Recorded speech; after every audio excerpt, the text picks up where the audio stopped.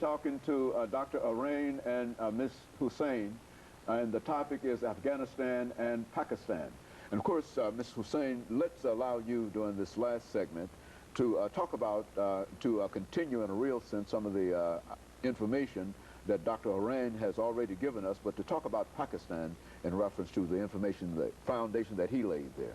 Well, and besides having a family by marriage in Pakistan, my family in America has always been involved in the defense of the United States. My older brother was a naval officer during the Vietnam War. My two nephews fought in Iraq, and I have a nephew, George, right now fighting in Afghanistan.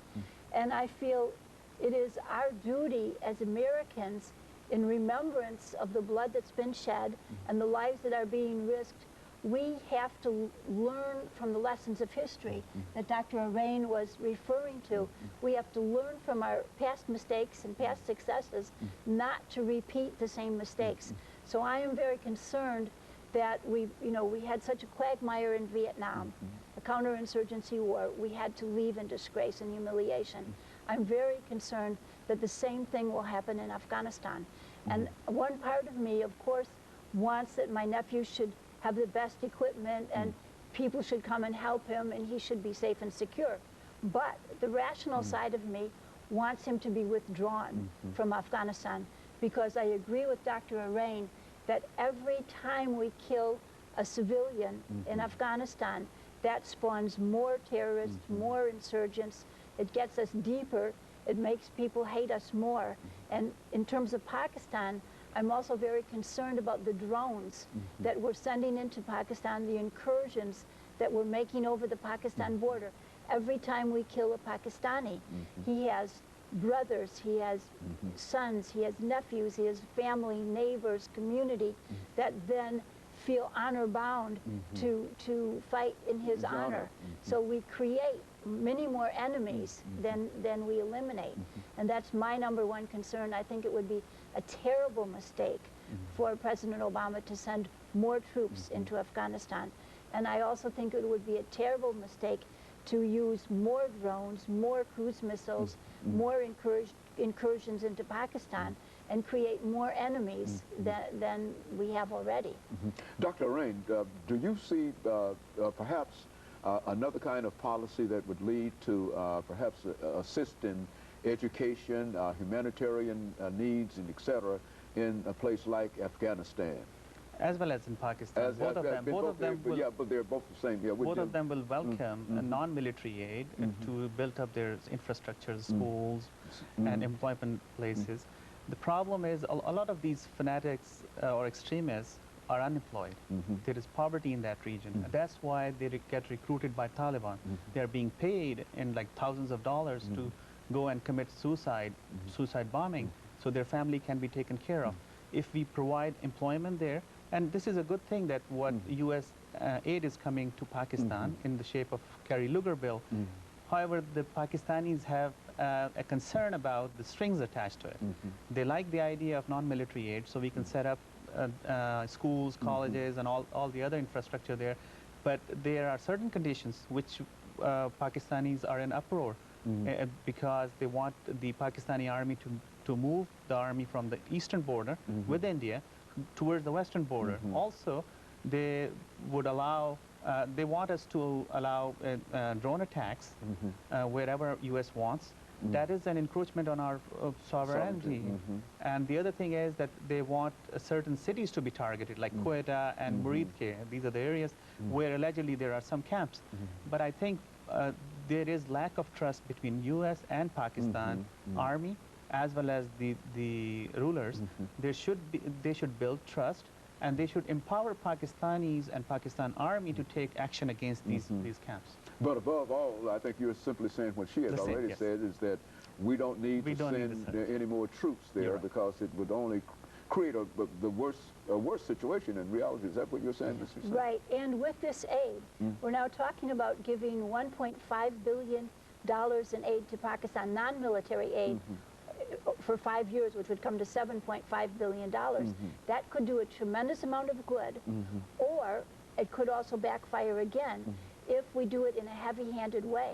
Some of the things we're talking about is increasing the embassy in Islamabad to 1,000 Americans in order to oversee this aid. I think that will backfire against us. We don't want Pakistanis to feel they're in an occupied country like Afghans feel now. Another thing is that they're talking about they're buying the largest hotel in Peshawar to be the consulate there. For the American. Yes, we don't need to be that conspicuous. The worst thing is they're talking about hiring more foreign contractors. The notorious Blackwater Corporation, The same Iraq kind of which now calls itself XE, it has already been operating in Pakistan. And also the DynCorp Corporation. So people in Islamabad are saying they're being accosted by American-looking thugs who are contractors. This is even worse, but it is a way, as Dr. Rain talked about, infringing on Pakistani sovereignty. Having contractors and having drones is, you're not fooling the Pakistanis. These are ways of getting around Pakistan's sovereignty, and it creates even more anger than forthright military incursions. Well, Dr. Rain, do you think that perhaps this point of view that we ought not to increase our military aid and military presence in these two countries, do you think that that point of view is getting through to decision makers in Washington, D.C.? I mean, the things that the two of you are saying seems to make sense to me, but are the people who make decisions in Washington, D.C., do you think that this point of view is there as well? I hope it goes through to the policymakers, but at this time, the way they are conducting it doesn't seem like that the point is getting across. But certainly that would be the right approach, because sending more troops will anger more the Afghan as well as Pakistanis, and that would give more recruits to the resistance movement. I think the best approach at this time, in my opinion, would be to withdraw. NATO withdrawal will certainly help, provided we involve the regional players like China, Iran, Pakistan, India, and Russia, which have vested interests in Afghanistan. Get them on a table, negotiations, make sure we guarantee the rights of Afghan for next 10 years, 15 years, let them decide their own fate. Let them have institutions built, let them have employment, let them have democracy in their country, and let the ethnic and religious diversity prosper in Afghanistan. I think that would be the right thing. Do you think that we've overlooked the ethnic and religious diversity in these two countries when we start making our policy? I think we have, and I think we can't expect either Pakistan. I wrote my book, The History of the Peoples of Pakistan, because there are all these different peoples, and there are different Islamic traditions. There's not just one Islamic tradition, there are many. And similarly in Afghanistan, there's different traditions, different peoples, and we can't expect them to be the exact kind of nation state as we have in the West. I mean, even in the West, there's a lot of tugs and pulls and tensions. But I think that President Obama came in promising diplomacy over militarism, and I hope that he will continue. That he was given the Peace Prize for that attitude of working towards through diplomacy rather than through arms. And I hope that he learns that lesson. They always say, when they're pursuing military ends, that of course we'll also have aid, we'll also have diplomacy, we'll also have development, but those things always get left by the roadside, and they become just lip service. They get stored by the so we need to really turn this inside out and put diplomacy in the lead, development in the lead, because it's prosperity and stability that will end terrorism. It's not bombs. And a lot of folks are simply unemployed. Young people just don't have any jobs. They don't. Education is needed. All of the money that we're putting on drones and tanks and etc., that could be very, very helpful in terms of creating a different kind of situation that would allow us, give us some kind of justification for being able to withdraw. Is that what you're saying? Education. When people are educated, when they have employment, they won't have enough time to go with these extremists. Then this religious extremism will die out. That would be the right way to do it.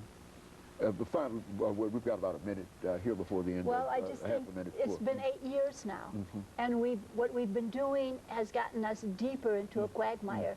So we need to learn the lessons of Afghanistan and the lessons of Vietnam.